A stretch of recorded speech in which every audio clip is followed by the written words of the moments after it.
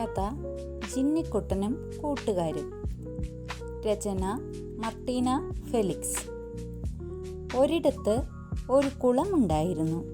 ആ കുളത്തിൽ ഒരു താമരയിലയുണ്ടായിരുന്നു. ഒരു ദിവസം ജിന്നിക്കുട്ടൻ തവള ആ ഇലയുടെ മുകളിൽ വിഷമിച്ചിരുന്നു. എന്തിനാണ് അവൻ വിഷമിച്ചതെന്നറിയാമോ? അവന് കളിക്കാൻ ഒരു കൂട്ടുകാരി തവളയെ വേണമായിരുന്നു. പക്ഷേ അവനോട് ആരും കൂട്ടുകൂടിയില്ല. അവൻ നോക്കിയപ്പോൾ ഒരു പെൺതവള കുളത്തിൻ്റെ അടുത്തൂടെ പോകുന്നത് കണ്ടു.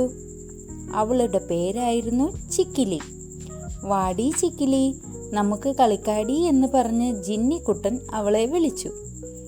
ചിക്കിലി പറഞ്ഞു, പോടാ, ഞാൻ ഡാൻസിങ്ങിന് പോവാണ്, ഞാൻ പിന്നെ വരാമെന്ന് പറഞ്ഞ് ചിക്കിലി പോയി. ചിക്കിലി വരാൻ ജിന്നിക്കുട്ടൻ കാത്തിരുന്നു. പക്ഷെ ചിക്കിലി വന്നില്ല. അവൾ ജിന്നിക്കുട്ടനെ പറ്റിച്ചു.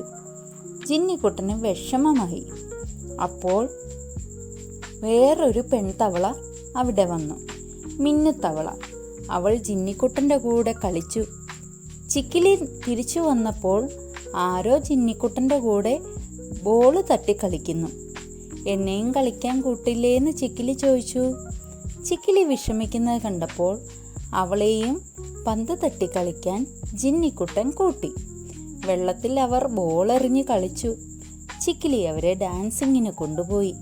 അങ്ങനെ അവർ സുഖമായി ജീവിച്ചു.